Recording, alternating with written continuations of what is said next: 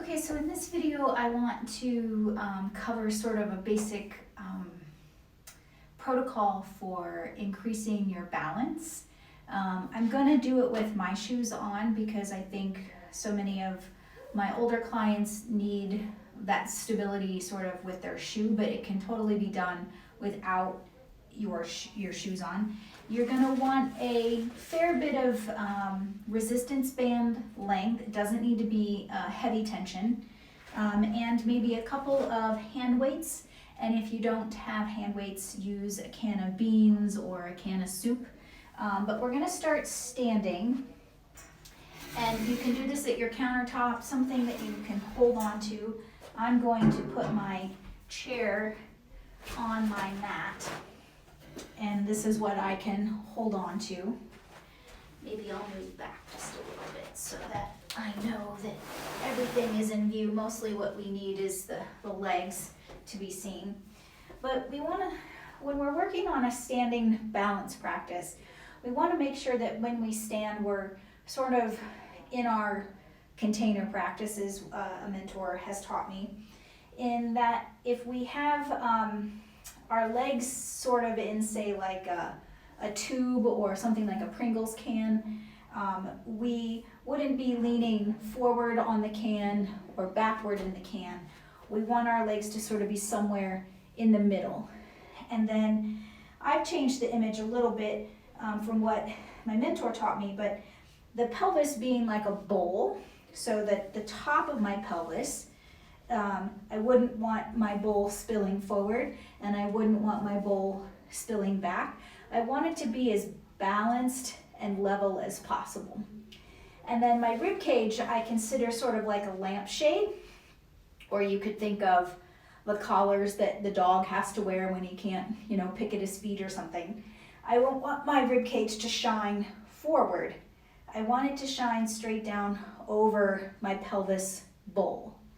Then the neck would be like two, say, tuna cans stacked right on top of each other, and then the head is a ball on top of that. So I want to try to keep my containers sort of aligned as I do my practice, which sort of involves a little bit of core tightening or lifting or stabilizing.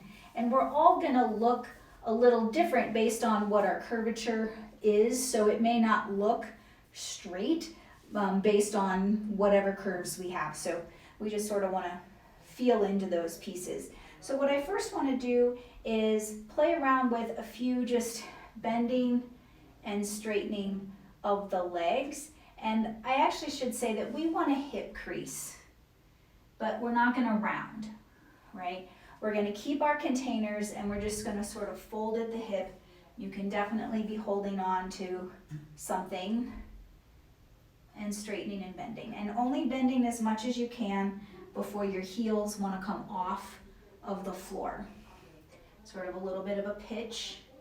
Because this is the support we're going to need. Our back muscles are going to be working, but this is what we're going to need if we were going to pick up something off the floor, right? So we're working our leg strength, we're working our torso stabilizers. And let's do 10-ish. So let's say we're going to do 5 more. Hope I'm not bending forward. A little bit of hinging. And you could always, just lightly hold. And at the end of that, I really should say we want to stand up straight so that the front of the hip crease opens. So we'll do 5 more starting from now with the hinging forward and the standing up straight. And the standing up straight should work your glute muscles. So we sort of hinge forward, stand up straight, right? Hinge forward, stand up straight, hinge forward. You'll realize that Pilates instructors can't count. 1 more. I don't know how many that is, but we're close. And then we're going to stay again in our container shape. A little bit of work from the backside, a little bit of work from the torso stabilizers, and we're going to lift the heels and lower the heels. Lift and lower, and we want to control in both directions. So when we go to lift the heels, we're pushing down through all 5 toes to rise up, and then controlling the lowering down. So we're not just going to plop down. Press through the floor to lift the heels and lower, and press and lower. And we're keeping those containers stacked or in alignment as we lift and lower. And it would be nice for you guys not to be looking down. Look straight out on the horizon. So your eyes would be like laser beams parallel to the floor. Because this is also part of our balance issue. Many of us, as we get older, we start to watch where we're walking, which understandably so, but we do need to build the strength throughout the whole structure. Okay, so then we're gonna do toe lifts. So we're just gonna lean back onto the heels a little bit to lift the toes. Now here you may need to grab a hold of something. The kitchen sink is a nice place to hold on to because you can sort of, grab both directions, but we lift and lower. So now the back side of us is gonna kick in a little bit. Again, eyes on the horizon, and your weight will be shifting back. Keep your container stacked as you lift the toes and lower them, and lift and lower. We'll do 3 more. We'll call that around 10. I really do have an issue with counting. Okay, and then we're gonna do sort of a split squat where your front toes are gonna point, I'm gonna switch legs. Front toes pointing straight forward, and your back toes are also pointing straight forward, but we're gonna lift the heel up, and when we bend down, we would like for our knee to be right underneath the hip, right? And you wanna be pressing your hip open so your butt muscles are working, and you'll squat down and stand up and squat down and stand up. We'll go for 7 or 8 here. This one's 3, I can at least count to 3. Containers here stacked, looking out on the horizon. All right, squatting, knee straight down, hip pressing forward. Oh, let's see, I can. And then we'll do 1 more. Good, and then you're gonna switch out your legs. Front foot points straight forward, back foot points also forward, but your heel is high. And then we're gonna lower down and stand up. And again, the knee straight down from your hip, pressing your hip forward. Right, lowering down and up. I guess we could hold a little bit if you wanted to, but just making sure you're pressing the hip forward in our lunge. Eyes on the horizon. You can tell when you're not looking on the horizon because your glasses slide down your nose. Okay. And then we'll have you rest on that. And then we're gonna sit in our chair. I'm gonna keep mine facing sideways for the moment. And we're gonna work on sort of building some leg strength in coming to standing from a chair.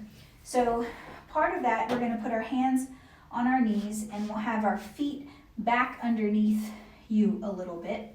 And we'll have to lean a little forward, and then you'll push down into your feet to lift your butt up off of your chair a little bit, keeping your lampshade container, your neck and your head in this line. So we're not doing goofy things, we're trying to stay pretty stiff and use the muscles in the legs and in our buttocks to lift us up. And if that doesn't work very well, you could, help yourself, or if you're near the countertop, you could hold on. But you don't want to do it all with your arms. You want to push through your legs and build these muscles, all right? Belly pulls in, right? You can hold on to something. You can push down into your legs, right? You can push onto the seat maybe. Okay, we'll do 3 more. Great. Can't even count to 3. All right, and then we're gonna take our, actually maybe I'll stay side. We're gonna take your long band and we're gonna step on it. So you want a little bit of slack on each side. And then we're gonna do some shoulder shrugs. So you're gonna wanna hold fairly, well, you can decide. Everybody's bands are a little bit different tension, but we'll hold fairly close to the feet so that when we stack our containers up, so my shoulder, my rib cage container points down over my pelvis, my neck is tall and I'm looking straight forward.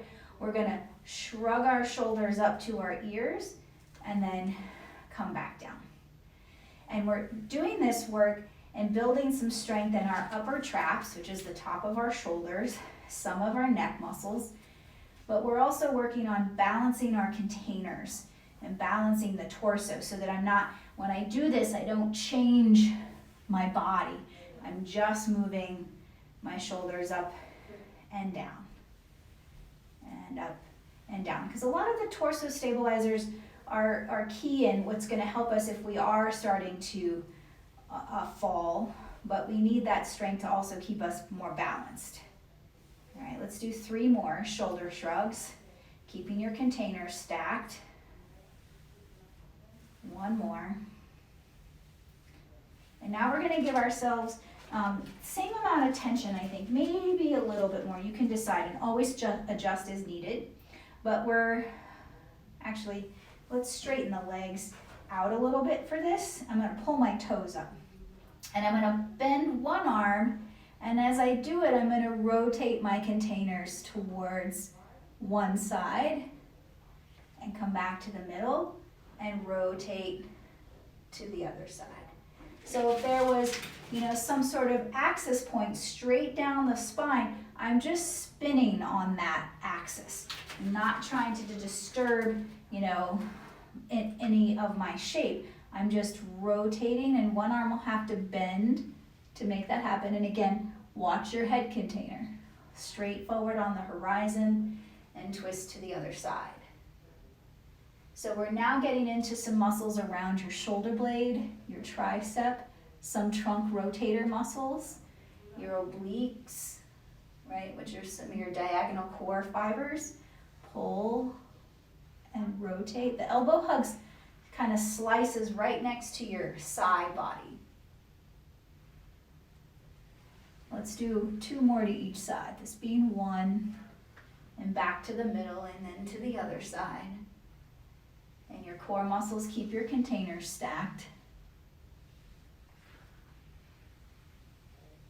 Okay. And then we're going to bend those knees again and keep your band underneath it. Now give yourself a little more slack. Maybe I'll face you guys this time. It's always nice if you're on something sticky so you know your chair won't really be moving too much. And then we're going to just let's hold the arms up.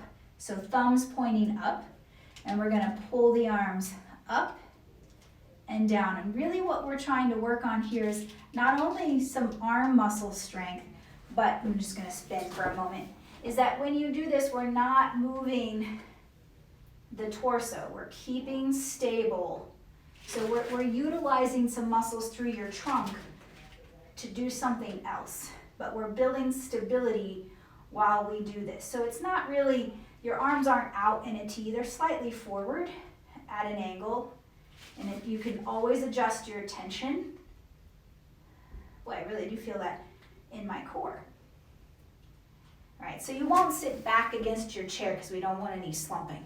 So sit sort of on that front edge and challenge your torso stability. Let's do 3 more. And breathing, just sort of natural in and out breathing. Okay, so then we'll rest on that. And then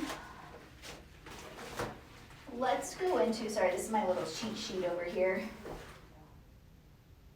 Let's take your hand weights and let's just work on holding the arms up over your head. They may be bent, but this is going to build some strength around the shoulder joint, but it's also going to work on our torso stability. So when I take those arms up, I don't necessarily want it to make me back bend, but to go up straight up, there's going to be a little bit of movement, right? Not a ton, but just a little bit of movement to get those arms up. They might be slightly in front of you, they might be a little bit bent, and again, we're just sort of building endurance in our trunk stabilizers. So we'll hold for a count of 5, 4, 3, 2, 1. You can rest those down and we'll go again. 5, 4, 3, 2, 1. Take them down, give yourself a little shake maybe, and then we'll go one more time. Taking the arms up, hold your canisters, hold your lampshade right over the pelvis. 5, 4, 3, 2, and 1. Okay. And then we'll take those down. I did all those. Okay, and then I want to do something we call dead bug, but we're adapting it for the chair. And so if we did this on the floor, we'd be laying on our back and our knees would be up in a tabletop position. But I think doing this here is perfectly fine. But we're going to be pushing down into one hand and pushing your leg up into it to create a sort of tension loop. So I'm trying not to change my canisters, keeping myself sort of in my alignment, and I'm pushing my leg up into my hand and my hand down into my leg, and it's making some things happen in the front torso. So we don't necessarily have to pick the leg up if that's challenging. You could lift your heel and push your leg into your arm. Now we're not trying to let the shoulder go. We keep our alignment and push in. So we're creating this tension loop. And then we'll do the other side. All right, so you can either lift the leg and maybe hold for a count of 3. Or lift the heel, 2, 3, place it down. Change sides, hold 1, 2, 3, lower it down. Other side, hold 2, 3, place it down. Other side, look straight out on the horizon, hold 2, 3. Try not to move your shape too much. Same side or other side. 2, 3. One more, or at least even yourself up. 2, 3, and then we'll rest. The other thing I think we should play with is sort of building some muscles along the back. And I think we should cross our arms over the front of the body. And again, I'm sitting on the front edge of my seat, and I'm going to keep my containers stacked, and I'm going to lean my containers back a little bit and hold. 2, 3, 4, 5, and come back up. And we can think about the pelvis bowl. It can sort of roll back, right? It can sort of do this little like tuck under, which is sort of a belly scoop. But the rest of me can stay pretty flat. 2, 3, 4, 5, and come up. Holding for 3 is perfectly fine. We go back and hold. 2, 3, and come up. And we don't really want to hold our rope. I didn't tuck my tail. Little tail tuck, but my canisters stay long. 2, 3, right. And we'll go again. Little tush squeeze. Holding, holding, holding. And then we'll rest. And then let's play a little bit with letting the head, so if I put my sort of thumbs in my ear hole, I can touch my fingertips to the crown, like where they would meet is our crown. And it's not like right in the middle. It's a little bit further back than most of us think. And then I want to think about letting my crown point forward to let my head go, my neck go. And then my sternal, like my rib cage, is going to sort of compress. It's not a bad thing. It's just bending because our ribs they sort of, the ribs they have muscles in between them so they can do these motions. So we're coming forward and rolling up. So we can just let the arms rest on the legs. We'll start looking straight forward. We're going to let the skull spin, your neck fold forward, your upper back come forward, your mid back come forward, and then you'll roll it all back up, head being the last thing to right itself. Head drops, neck goes, upper back goes, mid back goes, so you're kind of bending at your chest curve, like an upper abdominal curve, and then we come back up, up, up. Nice, we'll do that twice more. Skull, neck, sternum, which is the flat bone on the front of the body, kind of comes forward, and then we bend at the chest line, and then we unbend, stack the sternum up, stack the neck up, let the head go. Head goes forward, neck comes forward, chest comes forward, bend at the chest line. Roll the spine back up, the neck, and then the head. All right, let me make sure that's everything. Yep, I think that's it. And this is a nice little start to your sort of balance practice.